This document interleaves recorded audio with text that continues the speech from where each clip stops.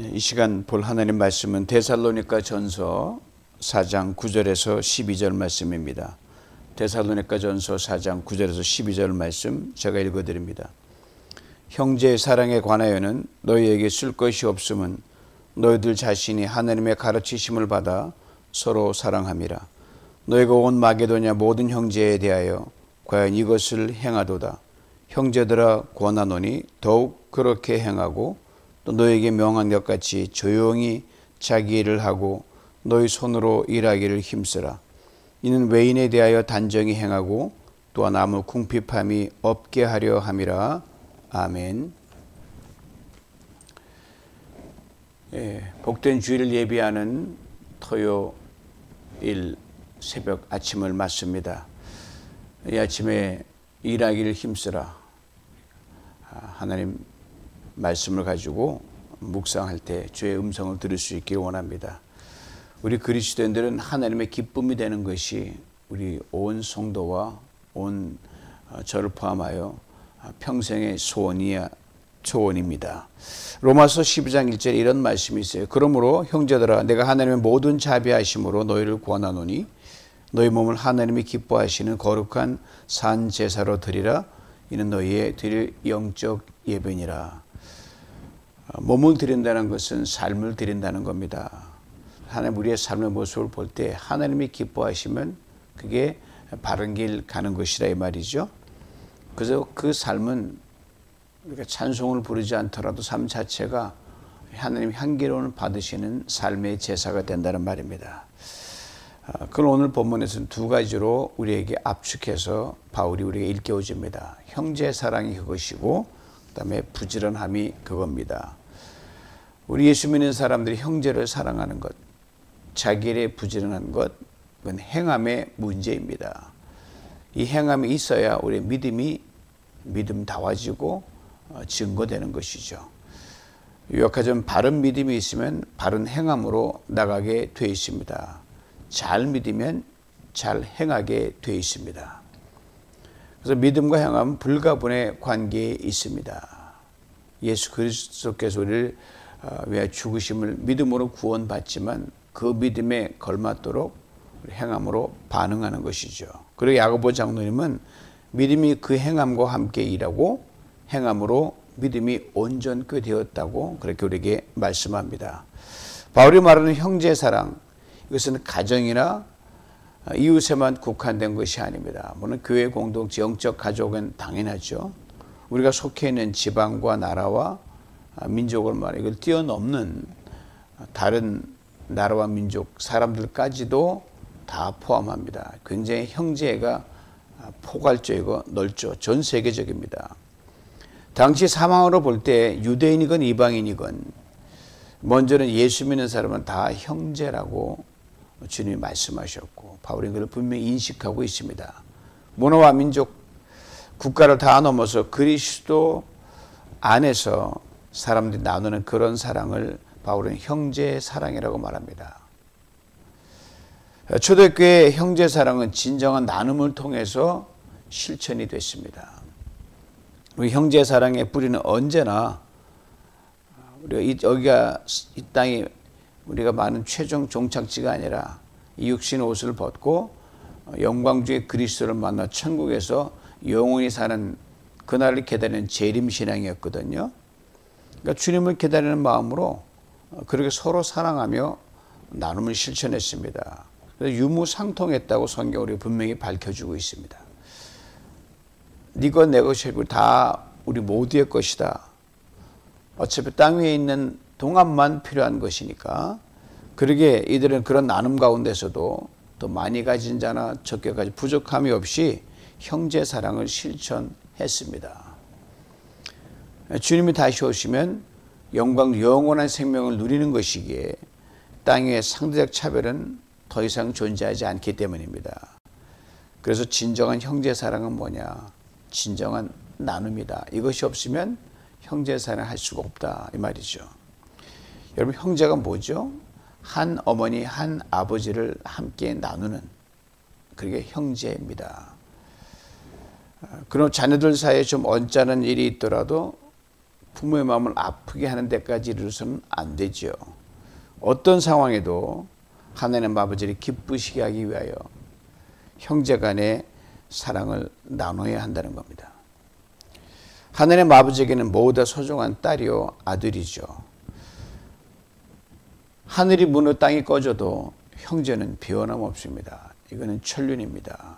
부모 자식과도 천륜이지만 저는 한 부모 밑에서 9남매가 이제 많은 형제가 많았거든요.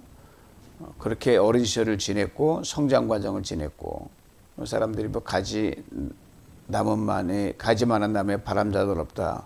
물론 형제가 적든 작든 이런저런 차별이 있고 갈등이 있고 이런 긴장이 있습니다. 그렇지만 언제나 크고 작은 위기를 만나고 일을 만나면 그때 아주 똘똘 사랑으로 견고히 뭉치는 걸 저는 평생을 통해서 봤거든요. 잠언서의 말씀은 제게 리얼하게 다가옵니다. 형제는 미급한 때를 왜 낳다. 그 말씀이 참 맞는 말씀이다. 이렇게 저는 깨닫고 있습니다. 이와 같이 그리스도인들 우리는 그리스도인 예수를 통하여 구원받은 영적 가족이란 말입니다. 다 같이 회개하고 예수의 피로 죄사함을 받고 하나님의 자녀가 되는 것이지요. 더 큰 이 패밀리가 이제 넓어진 겁니다. 우리 하나님, 우리 주님, 우리 성령님이죠. 여기에 높고 낮음이 사실 없습니다. 빈부도 성장 배경도 가문도 구분이 없습니다. 그래서 예수 안에 다 형제 자매가 되는 겁니다.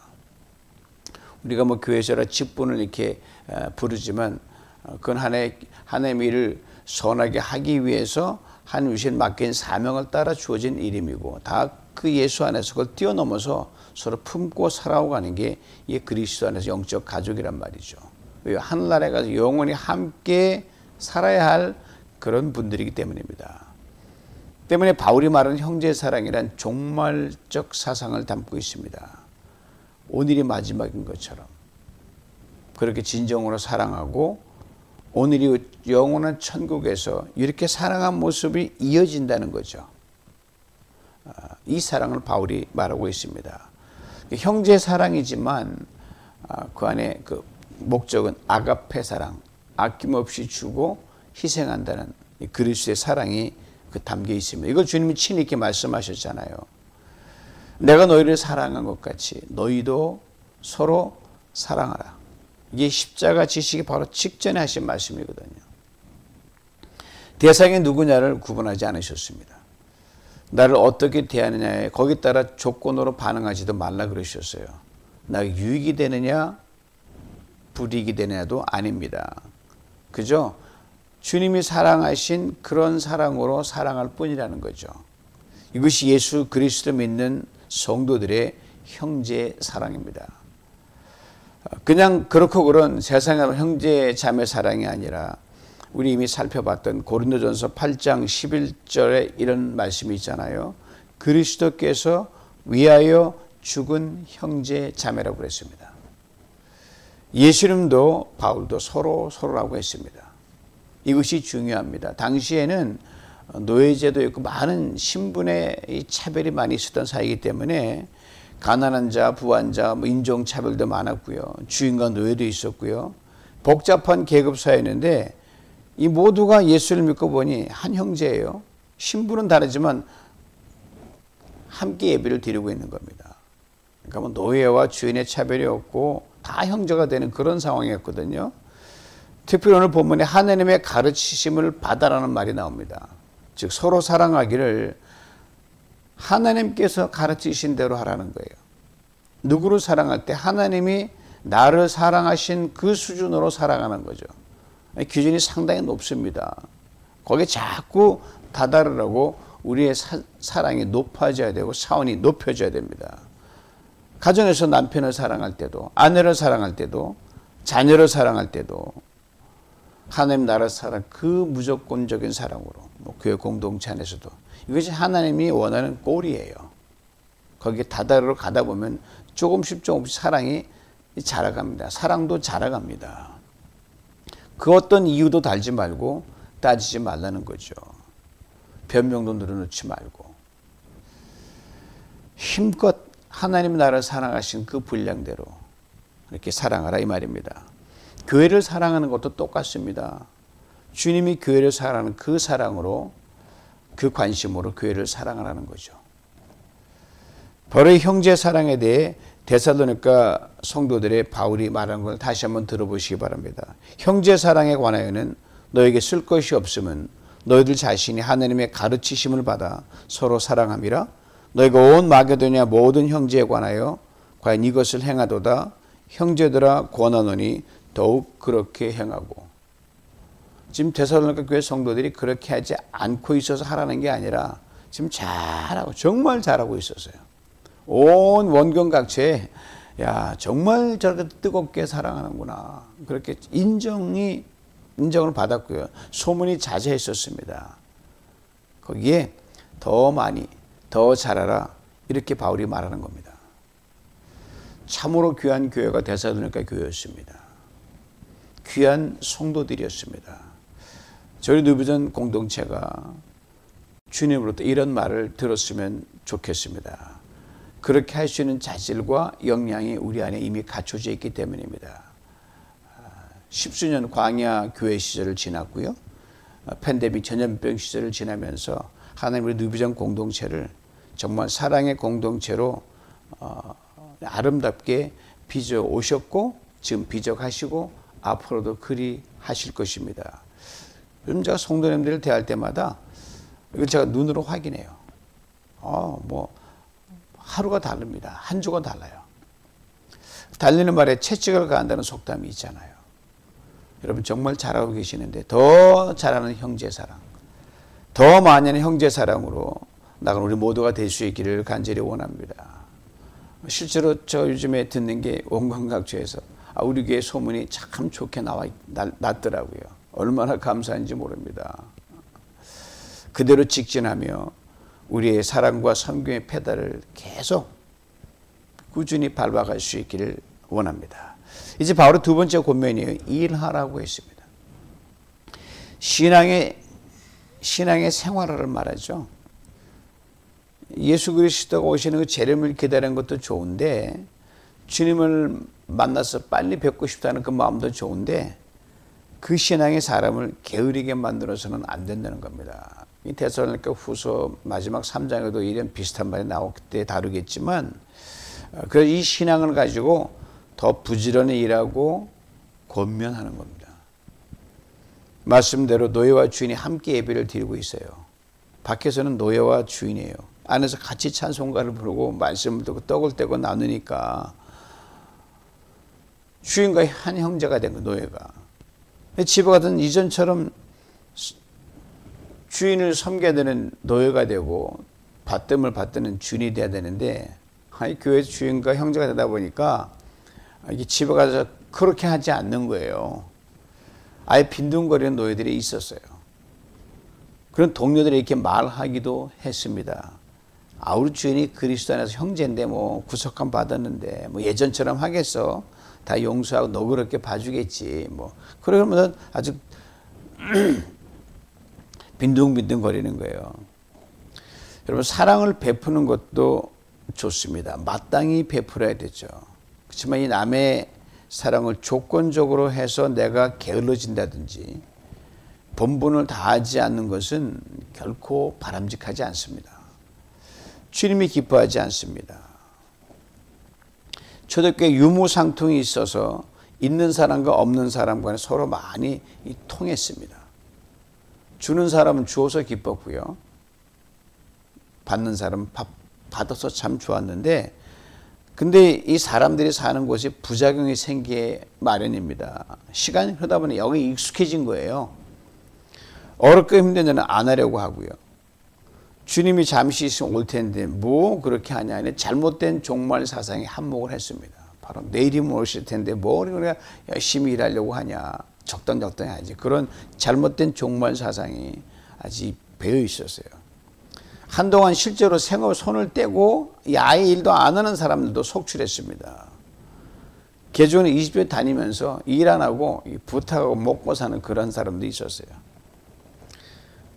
열심히 일하는 사람이 생업과 가선 때려치고 아주 그냥 교회 나가서 사는 그런 일도 생겼어요.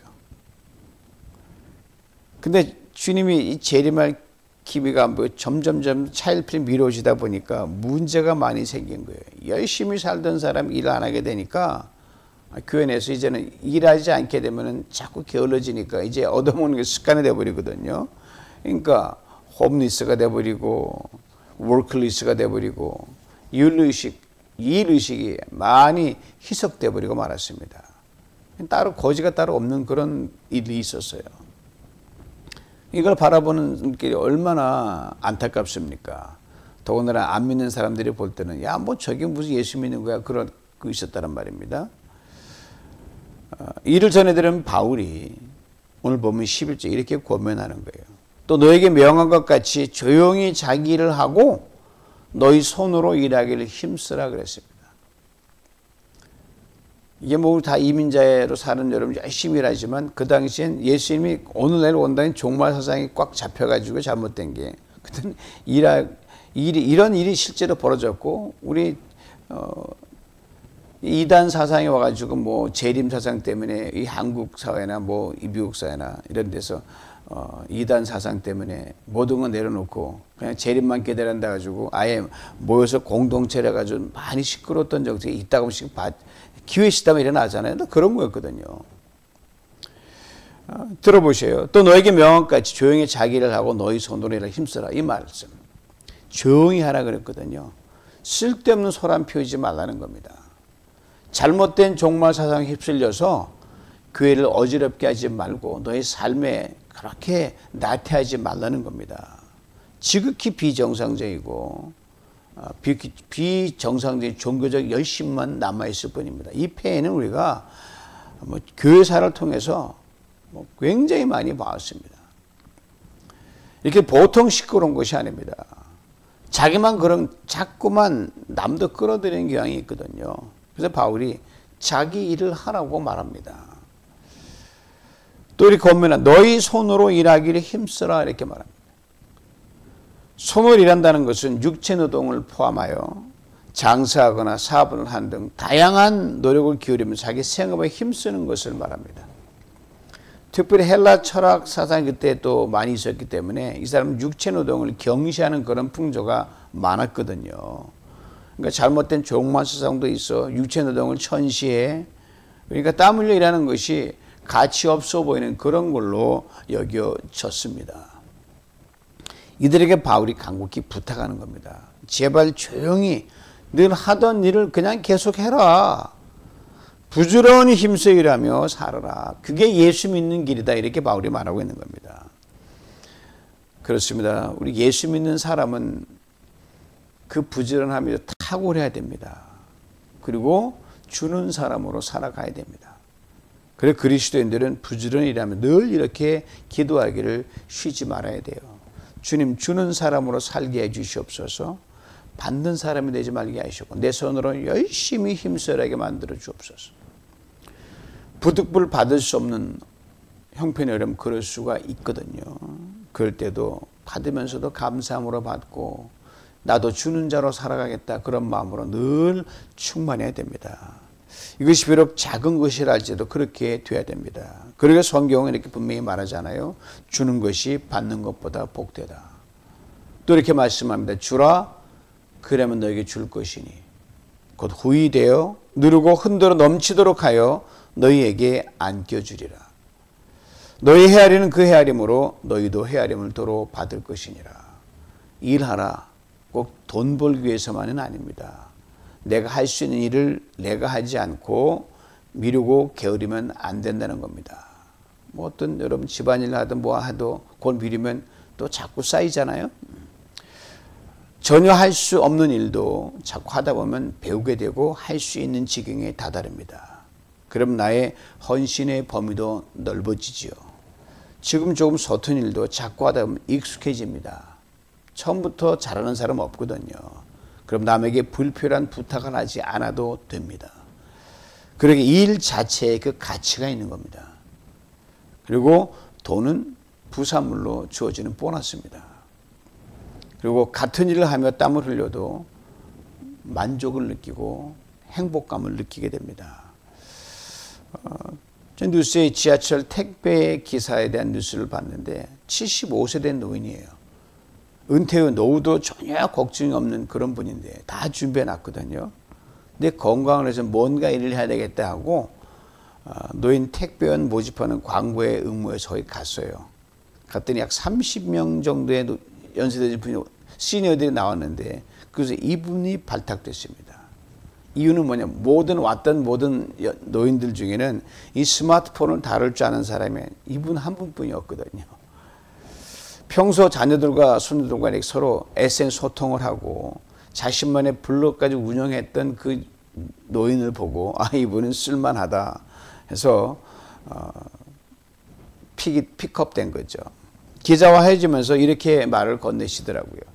나는 그래도 행운아야.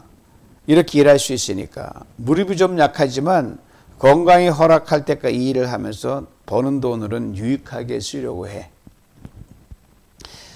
그리고 이런 성실한 노인 택배는 배달 사고가 거의 없다 그래요. 또 책임 있는 시니어들이란 물건을 보내고 받는 사람들의 만족도가 굉장히 높다고 합니다. 일도 하고 남에게 행복도 전해주고 일석이조입니다. 80을 바라보는 이 연세신 노인이 열심히 부지런히 일하는 모습을 보고 저게 바로 우리가 그리스도인도 평생 지니할 생활관과 노동관과 노동윤리라는 걸 다시 한번 깨닫게 됐습니다. 경제가 어렵다, 살기 힘들다고 모두를 말하고 있습니다. 그런 가운데 특별히 그리스도인들인 우리는 어떤 일이든 무슨 일이든 하려고 부지런히 힘써야 됩니다. 바울은 그 이유를 이렇게 말합니다. 12절입니다. 이는 외인에 대하여 단정히 행하고 또한 아무 궁핍함이 없게 하려 함이라. 먼저는 외인을 대하여 단정히 행하라고 했습니다. 즉 성실히 열심히 부지런히 사는 그리스도인들의 모습을 세상에 보면 좋은 영향을 끼칠 수밖에 없죠. 말과 삶으로 보여주는 복음의 산 증인이 되기 때문입니다. 다음은 아무 궁핍함이 없게 된다고 했습니다. 일할 줄 알아야 일이 생기게 돼 있어요. 부지런히 일할 기회가 자꾸 생기는 거예요. 일찍 일어난 새가 벌레를 잡는다는 속담은 맞는 말입니다. 그러면 건강도 따르게 되고요. 먹고 사는 일에 대한 불필요한 걱정과 염려도 내려놓을 수 있게 됩니다.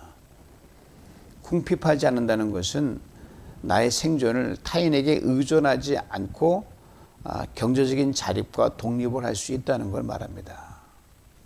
거부가 되는 것보다 그게 된다는 거죠. 저는 제 아버님이 평생 살아생전에 늘 하시던 말씀이 늘 저는 그걸 귀에 박혀있기 때문에 제 인생의 작은 좌우명으로 삼습니다.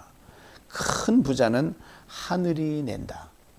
그러나 작은 부자는 부지런하면서 나온다. 맞는 말입니다. 굉장히 부지런한 분이셨어요. 제 미국 오기까지 제 아내와 함께 저희 부부도 그 부모님 여행을 정말 열심히 일했거든요. 정말 성실 열심히 일했거든요. 부지런하면 반드시 그 보상을 줍니다.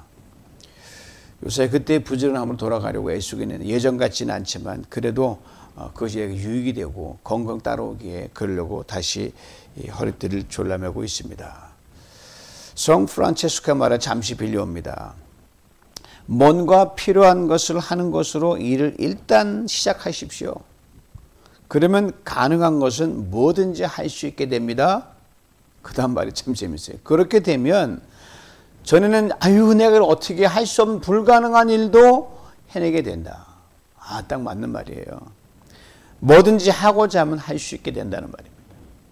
그리고 전에 엄두도 내지 못하는 일까지 하게 됩니다.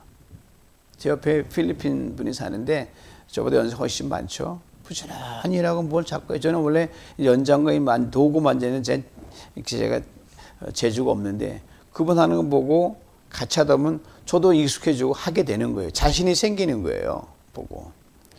원래 인간은 타락 이전에도 여러분 에덴 동산에 살 때부터 하나님 일하도록 그런 지음을 받은 존재이기 때문에 이거는 죄 때문에 나온 결과가 아닙니다. 하나님 원래부터 명하신 하나님의 명령입니다.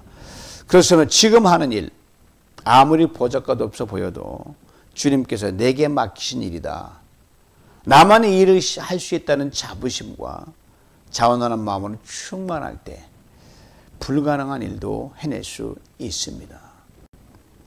주 안에서 직장인이든 가정일이든 사업이든 교회일이든 그 무슨 일이든 더 부지런히, 더 열심히, 더 정직하게, 더 땀 흘려 일하는 우리 모두가 될 수 있기를 원합니다. 그래 될 때 어떤 인생의 상황에서도 우리 이렇게 고백합니다. 이 바울의 고백이 그가 열심히 일하고 주의를 했기 때문에 나온 그 정확한 고백이거든요. 그 고백을 들어보세요. 내게 능력 주시는 자 안에서 내가 모든 것을 할 수 있느니라. 슈퍼맨이 된다는 거죠. 우리 고백을 따라 하나님께서 우리의 모든 필요를 채워주신다고 친히 약속하셨습니다. 나의 하나님이 그리스도 예수 안에서 영광 가운데 그 풍성한 대로 너의 모든 쓸 것을 채우시리라.